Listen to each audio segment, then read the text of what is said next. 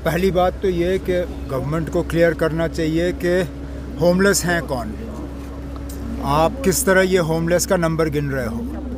क्या उन लोगों को भी आप होमलेस गिन रहे हो जो हफ्ता पहले आए हों और यहाँ अब ज़मीन का क्लेम करेंगे, या आपने कोई डेट रखा हो जो आपका कट ऑफ डेट हो? मुझे तो लगता है कि वो लोग जो 2019 के बाद आए हैं उनको तो वैसे भी इस खाते में लाना नहीं चाहिए। अगर आप होमलेस जो हैं और जिनके पास ज़मीन नहीं है आप उनको एडजस्ट करना चाहते हो तो उन लोगों को एडजस्ट करिए तो 2019 से पहले यहाँ रह रहे हों, क्योंकि 2019 के बाद आपने बहुत लोगों को यहाँ बसाने की कोशिश की। और अगर के उन लोगों को आप ज़मीन देने की बात कर रहे हो जो जुमा हफ्ता नहीं हुआ उनको यहाँ रहते हुए, तो जाहिर सी बात है हमारे दिलो दिमाग में शक तो पैदा होगा ही। तो गवर्नमेंट पहले ये क्लियर करे कि वो किस तरह ये होमलेस का नंबर गिन रहे हैं, उसके बाद फिर वाज़िया तौर हम इस पर और बात करेंगे। फ़र्क पड़ेगा, लेकिन क्या इससे एनसीपी को नुकसान होगा या नहीं उसके लिए इंतज़ार करना पड़ेगा, क्योंकि जहाँ तक सुनने को मिल रहा है लोगों ने, महाराष्ट्र के लोगों ने पसंद नहीं किया जिस तरह की बातें अजीत पवार साहब ने पवार साहब के बारे में की, और बिलखसूस उनके उम्र के बारे में जो कहा कि अब इनको रिटायर हो जाना चाहिए था इससे बहुत पहले।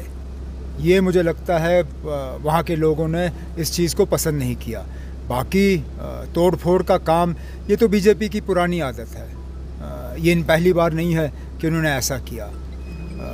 कोई भी ऐसी पार्टी नहीं है जिसके खिलाफ बीजेपी ने ये कोशिशें नहीं की।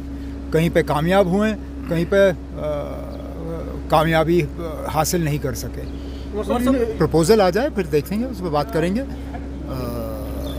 अभी तो जिस तरह एक मेजॉरिटेरियनिज़म का दौर इस मुल्क में चलाने की कोशिश की जा रही है, शक तो होता ही है कि इनके इरादे सही नहीं हैं, लेकिन इन लोगों को ये भी समझाना पड़ेगा, लोगों को, इस मुल्क के आवाम को, कि जब आज़ादी के बाद मुल्क के कानून बनाए जा रहे थे उस वक्त सुनने में आया है कि पंडित जवाहरलाल नेहरू उनके साथी चाहते थे कि मुल्क में एक यूनिफॉर्म सिविल कोड हो। उसकी मुखालफत संघ परिवार ने की, क्योंकि वो नहीं चाहते थे कि इस मुल्क में उस तरह का कानून हो। अब इनका क्या प्रपोज़ल रहेगा, किस तरह हर किसी को साथ लेके चलेंगे, उसके लिए हम इंतज़ार करेंगे। तो आप अगर जिस तरह से आप यूनिफॉर्म सिविल कोड की बात कर रहे हैं, अगर उस हिसाब से होगा तो आप क्या लगता है आपका, आप साथ देंगे? अब अगर मगर क्या है ना, करने दीजिए ना, हम लाने दीजिए ना प्रपोज़ल। अगर कोई भी इनका ऐसा प्रपोज़ल होगा जिससे कि यहाँ जो माइनॉरिटीज़ हैं मुल्क के उनको नुकसान पहुँचेगा, हम कभी उसका साथ नहीं देंगे। अच्छी बात है कि आखिरकार सुप्रीम कोर्ट ने बेंच का ऐलान कर दिया है।